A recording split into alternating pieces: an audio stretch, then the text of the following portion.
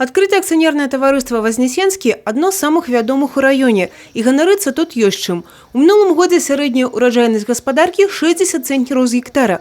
Паказчык выдатны. Тэхналогіі адпрацаваны добра, набываецца і новая тэхніка. Вось і зараз з асаблівай увагай спецыялісты сочаць за ходам пасяўной. Трэба зрабіць усё хутка і якасна. Основа закладывается еще с осени. Для нас, для сельчан, наверное, основной это озимый сев. И осенью мы посеяли 1108 гектар, а на весну у нас осталось всего лишь 680.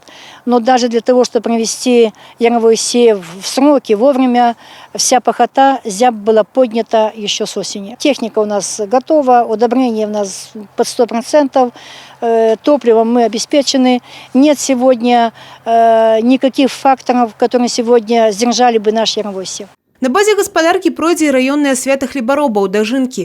І працаваць у гаспадарцы любяць і умеюць. І гэта уже праверана часам. Нормально работается. Я поднимаю.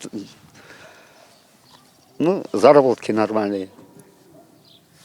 Ну, отлично, все нормально. Выезжаю в поле, просторно везде. Нормальная посевная, только что вот погода чуть-чуть, морозы там.